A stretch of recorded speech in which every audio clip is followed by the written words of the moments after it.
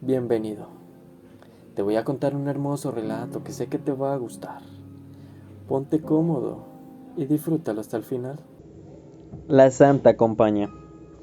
Álvaro llevaba años sin poner los pies en el pueblecito de Galicia donde creció, pero la grave enfermedad que sufría su padre le obligó a desplazarse a la zona rural donde se crió para darle un último adiós.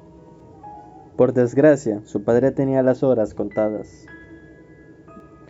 Angustiado por el ambiente familiar que había en la que antes fue su casa, decidió salir a pasear para despejarse un poco. No le importó que ya hubieran pasado las 2 de la madrugada. Tenía que separarse de sus hermanos, unos insensibles que como parásitos y con su padre aún con vida, se repartían la herencia como hienas despedazan la carroña. Distraído y con la mente en otro lado, caminaba por los abandonados caminos que llevaban a la ermita del pueblo, una pequeña iglesia que se cerró varios años atrás por el grave deterioro que había sufrido su tejado en una lluvia de granizo. La ermita antes era la última escala en la procesión del pueblo, que finalizaba llevando la imagen de un Cristo desde la iglesia que había cerca de la plaza hasta allí. Pero cada vez eran menos los habitantes de la comarca y el pueblo parecía una fantasmagórica visión de lo que Álvaro recordaba de su niñez, por lo que la ermita nunca fue restaurada. Cuando se encontraba a escasos metros del tramo final, escuchó una especie de cánticos. Su curiosidad le llevó a acercarse aún más, pero algo en su interior le decía que debía esconderse. Un frío indescriptible parecía metérsele en los huesos y comenzó a sentir un fuerte olor a cera quemada. Instintivamente decidió ocultarse tras unos arbustos para contemplar aterrado lo que parecía una romería fantasmal, precedida por un hombre que con la cara demacrada portaba una cruz en la mano.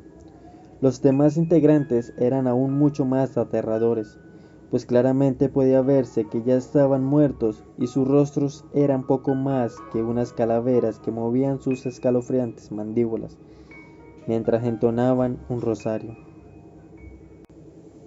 Todos los muertos portaban una vela en su mano, y su lento paso parecía dirigirles directamente a la casa del padre de Álvaro.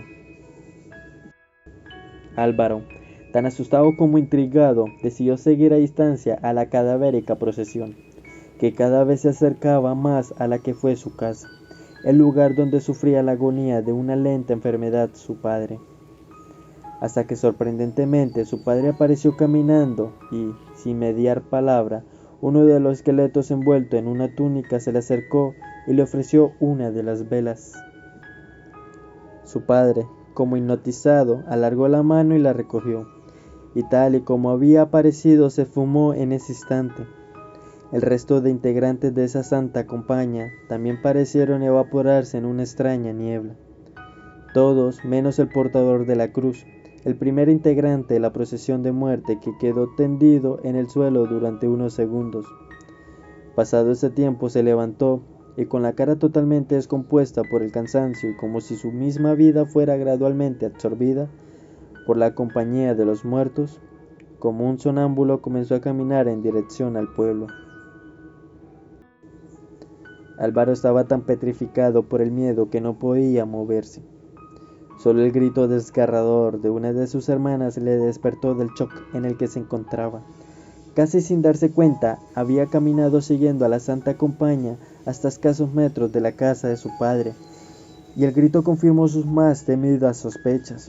La procesión de muertos había venido a reclamar el alma de su padre.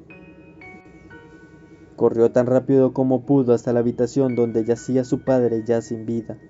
Prácticamente toda la familia se encontraba con él en el momento que su alma abandonó su cuerpo. Álvaro entendió en ese momento que la imagen que vio de su padre no era más que su alma uniéndose a una santa compañía, con la que vagaría eternamente reclamando el alma de otros moribundos. Espero que hayas disfrutado de este relato tanto como yo. Mi nombre es Jeff y nos vemos en el próximo relato que sé que también te va a gustar.